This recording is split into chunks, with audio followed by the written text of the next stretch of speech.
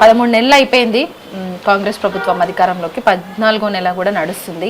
మరి పథకాల విషయంలో స్టార్టింగ్లో అర్హులు కాదా అనేది తెలుసుకోవడానికి ప్రజాపాలన అంటూ దరఖాస్తులు పెట్టుకోమన్నారు. అప్పుడు అది అయిపోయింది. మొన్న రీసెంట్గా కులగణన పేరుతోటి సర్వే నడిచింది. ఎందుకంటే వైట్ రేషన్ కార్డు ఇవ్వాలంటే సర్వే నడవాలనేసి అది అయిపోయింది. మళ్ళీ ఇప్పుడు 4 పథకాలు ఎట్ ఎ టైం నేను మీకు ఇస్తా అని మొన్న రీసెంట్ గా అట్టహాసంగా 4 పథకాలను ప్రారంభించారు. కానీ వీటి విషయంలో కూడా మళ్ళీ దరఖాస్తులు అంటున్నారు. అంటే ఈ దరఖాస్తుల పరంపర ఏంటి సార్? కదా డ్రామా, అబద్ధాలు. ఇప్పుడు కుల విభజన మీ ఇంటికి వచ్చారా? వచ్చారు. మా ఇంటికి ఏరియాకి ఎక్కడ రాలా, ఏదో అక్కడక్కడ 4 చోట్ల చేసేసి ఏంటి దానివల్ల కులగణన వల్ల మీరు చేసేది ఏంటి? ఈ ఊరి డ్రామా ఏదో 60కి పైగా క్వశ్చన్స్ ఉన్నాయంట. ఇంట్లో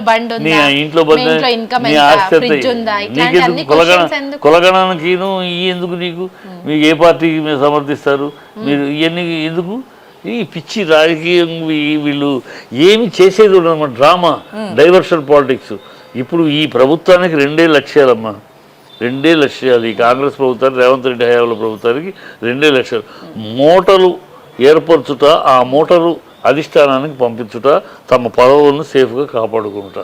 ఇంతే తప్పితే ప్రజలు ఆ మూటలు సంపాదించడానికి ఏం చేయాలి? హైడ్రాని కొన్నాళ్ళు డ్రామా చేసి ఆ బిల్డర్స్ దగ్గర నుంచి పట్టారు. మళ్ళీ ఇప్పుడు మూసి అని చెప్పేసి కాంట్రాక్టర్ 5 భాగాలు వస్తాయి, 5గురు కాంట్రాక్టర్లకు ఇస్తారో సస్తారో ముందు ఇస్తామని చెప్పి కాంట్రాక్టర్లని డబ్బులు లాగి మన మహారాష్ట్ర ఎన్నికలకి అయిపోయింది. ఇప్పుడు ఢిల్లీ ఎన్నికలకి కావాలి. ఇవన్నీ ఆ డబ్బుల సంచులు, ఆ మూటలు సర్దుకుంటాం, ఆ మూటలు సర్దుకుని పదవిని కాపాడుకుంటాం అనేది రేవంత్ రెడ్డి ముఖ్య లక్ష్యము.